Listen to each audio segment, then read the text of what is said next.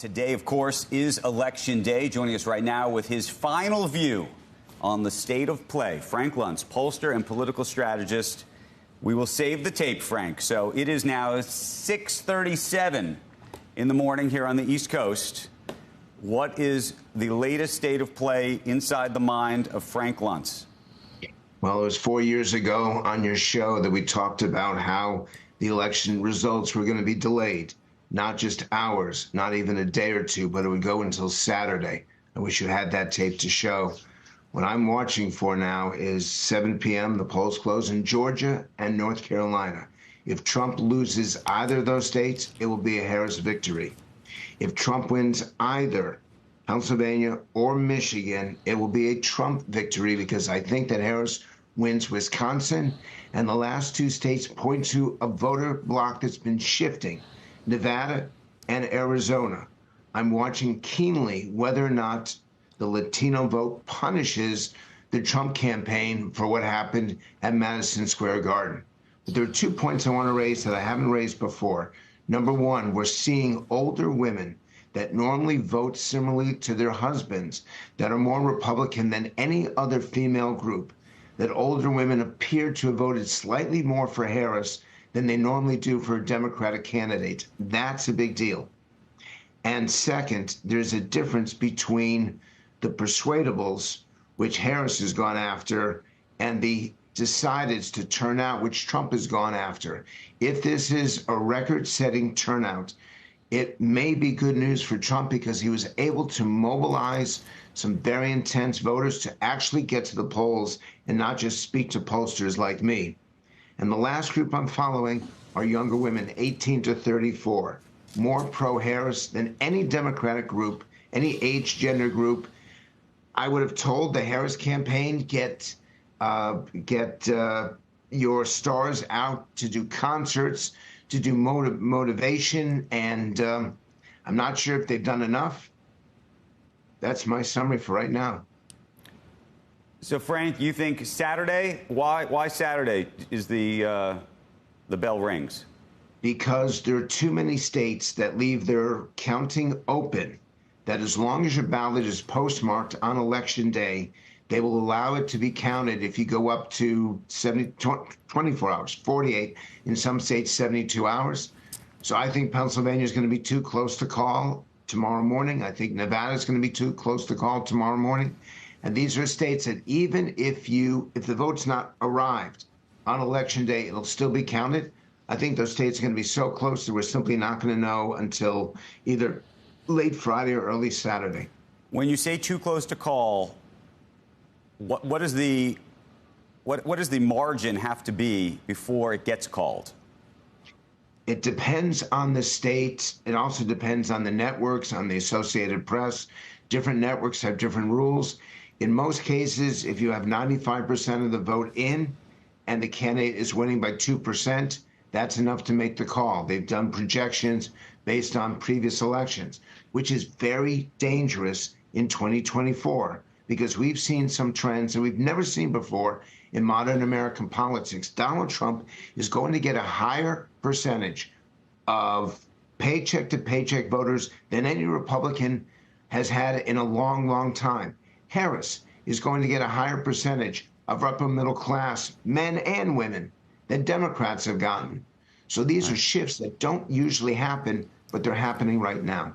Frank, let me ask you a different question, which is that you've spoken to so many voters across the country, and there's a lot of business leaders that are concerned about both the uncertainty of this period, maybe between today and Saturday, if Saturday happens to be the day, and possibly even after that, depending on what you think the outcome is. There's been questions about unrest. Some corporations have put plans in place in advance, trying to deal with or think through the permutations of what that means.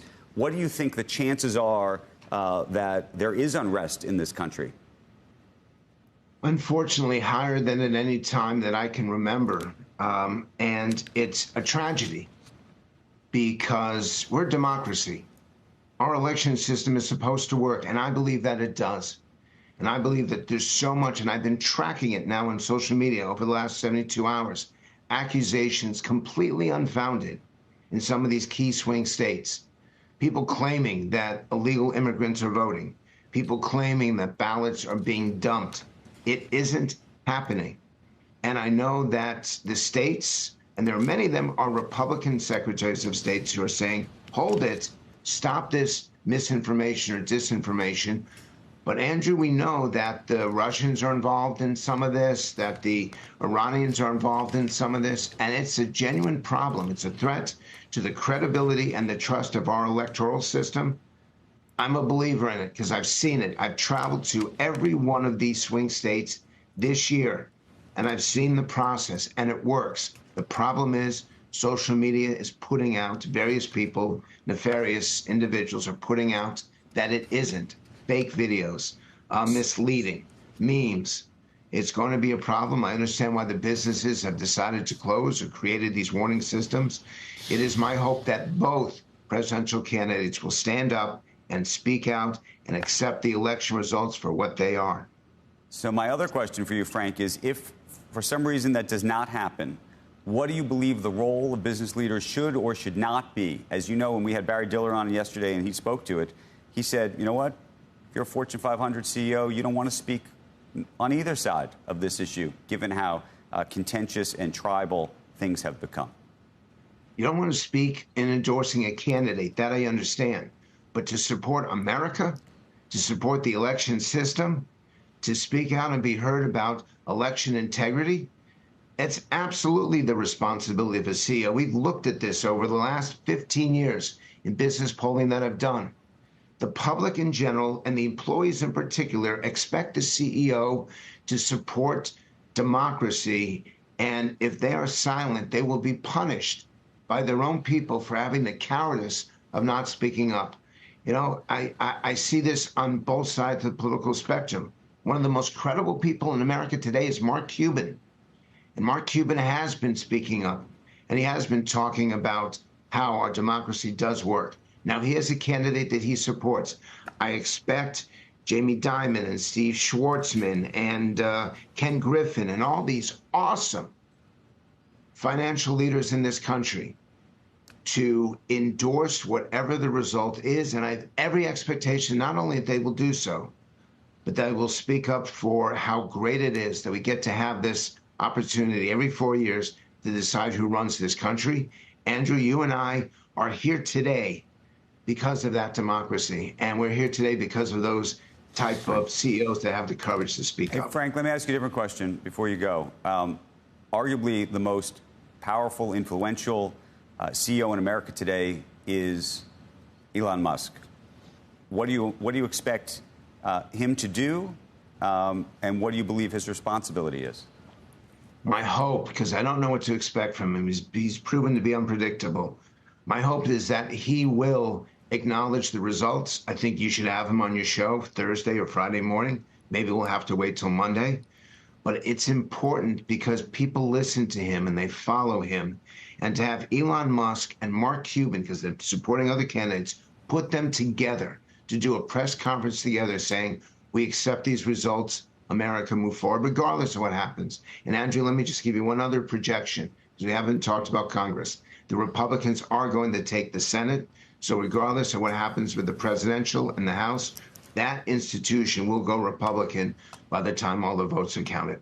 And where do you land on the House then? House is within 5 votes in either direction, which is why the Senate, if the House ends up Democrat, which it could, we now are going to have, once again, divided government, which seems to be what the American people are asking for and what they hope will happen.